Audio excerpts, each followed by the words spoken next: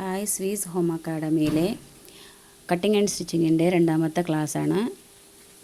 ഇന്നത്തെ ക്ലാസ്സിൽ മെഷീനിൻ്റെ ഇൻട്രൊഡക്ഷനാണ്. ഇത് നോർമൽ മെഷീനാണ്, ചവിട്ടുന്ന മെഷീന്. ഈ ചവിട്ടുന്ന മെഷീനിൽ എന്തെല്ലാം എങ്ങനെ യൂസ് ചെയ്യുന്നതെന്ന് കാണിക്കാം. ഇതിൽ സൈഡിലൊരു നൂലുണ്ടാവും. ഇത് മുകളിലെ വീലാണ്. ഇത് താഴോട്ട് ഉള്ള വീലാണ്. ഇതിൽ രണ്ടിലേക്ക് നൂല് അറ്റാച്ച് ഉണ്ട്. ആ നൂല് എങ്ങനെ ഫിക്സ് ചെയ്യുന്നത് എന്ന് പറയാം. ഇതിപ്പോൾ റിമൂവ് ചെയ്തിട്ട് ഞാൻ കാണിക്കാം. അപ്പോൾ റിമൂവ് ചെയ്തു. ഇനി ഇതിനെ എങ്ങനെ ഇടുന്നെന്ന് കാണിക്കും. ഈ നൂലിനെ രണ്ട് വീലിലേക്കും കറക്റ്റായിട്ട് ഇടണം.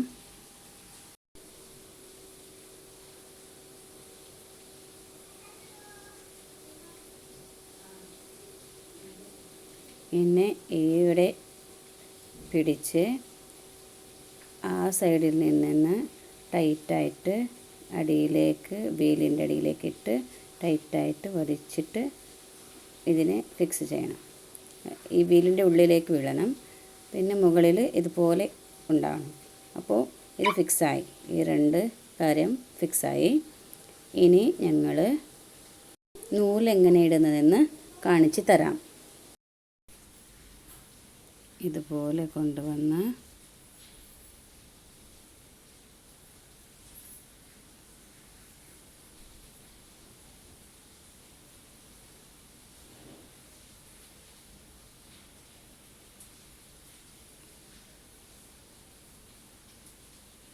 ഇവിടേക്ക് ഇട്ട് പിന്നെ താഴോട്ട് കൊണ്ടുപോയി താഴെയുള്ള ആ റൗണ്ടിലേക്ക് ഇട്ടു. അതിൻ്റെ ഉള്ളിലേക്ക് എടുത്തു.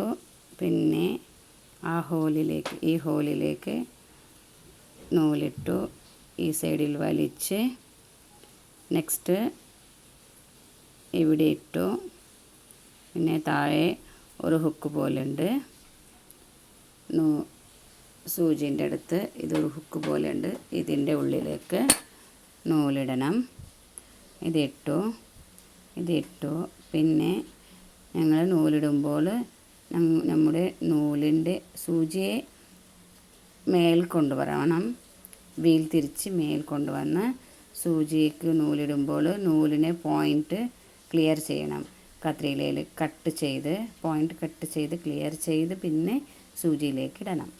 സൂചിയിലേക്കിടുമ്പോൾ നോക്കാം എങ്ങനെ ഇടുന്നതെന്ന്.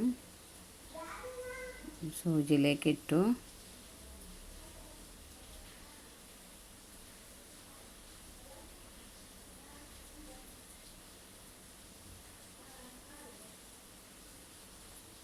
ഇങ്ങനെ ഇട്ടു. ഇനി നൂലിനെ വിട്ടു. ഇന്ന് ബോബിൻ എങ്ങനെയെന്ന് പറയാം. ഇത് ബോബിനാണ്. ഇന്ന് ഈ ബോബിൻ കേസ് ഉണ്ട്. ആ ബോബിൻ കേസിൻ്റെ ഉള്ളിലേക്ക് ഈ ബോബിനെ ഇടണം. ഇത് ബോബിൻ കേസാണ്. ഈ ബോബിൻ കേസിനെ ഇതിൻ്റെ ഉള്ളിലിട്ടു അടിയിലേക്ക് വെക്കണം. ഇതെങ്ങനെ ഇടുന്നത് കാണിക്കാം. ഇങ്ങനെ ഇട്ടു. ഇതുപോലെ ഒന്ന് നോക്കിയിട്ട് നിങ്ങൾ ചെയ്യൂ. പിന്നെ ഇതിനെ അടിഭാഗത്തിലേക്ക് വെച്ച് കൊടുക്കാം. ഞങ്ങൾ അടിഭാഗത്തിലേക്ക് വെച്ച് കൊടുത്ത്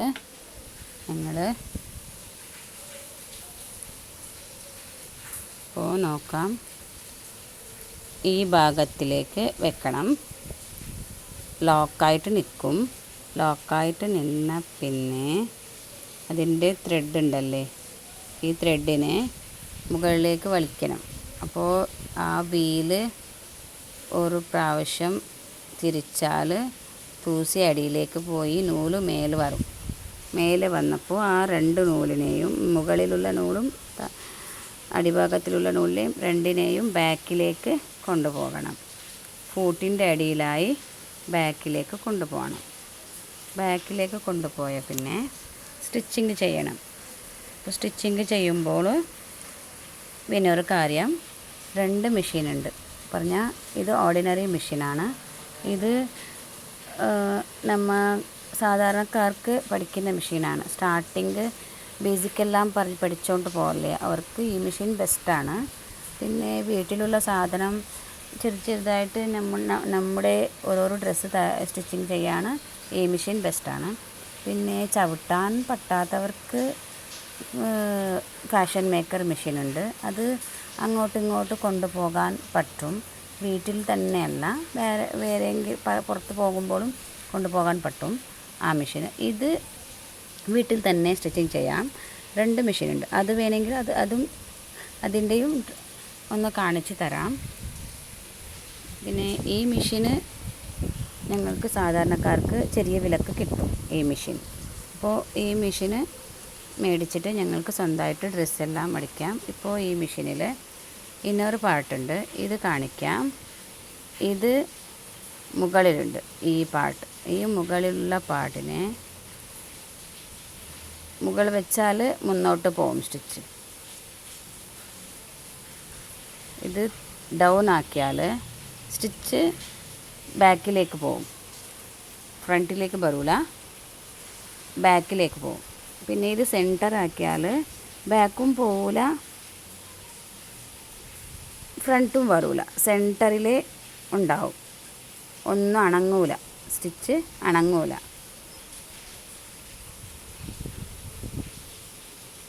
ഇപ്പോൾ മേലാക്കി ഇനി സ്റ്റിച്ചിങ് ചെയ്യാം. ഒന്ന് ശ്രദ്ധിച്ചിട്ട് ചെയ്യണം. ഇനി ഇന്നർ പാർട്ട് ഫൂട്ട് മേലെ ഡൗണും അപ്പ് ആൻഡ് ഡൗൺ ചെയ്യുന്നത്. ഇത് ഫൂട്ടാണ്. ഈ ഫൂട്ടിൻ്റെ ഈ പാർട്ടിനെ മേലെ ചെയ്താൽ ഫൂട്ട് മേൽ പോവും. ഇതിനെ ഡൗൺ ചെയ്താൽ ഫൂട്ട് ഡൗൺ ആവും.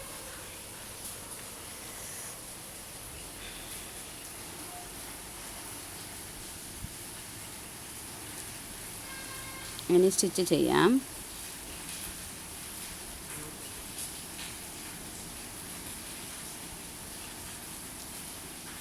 ഇനി ഞാൻ ഡൗൺ ആക്കും അതിനെ.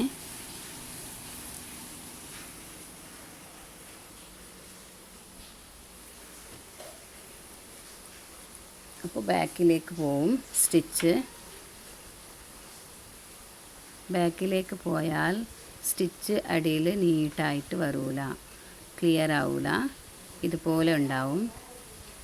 ഫ്രണ്ടിലും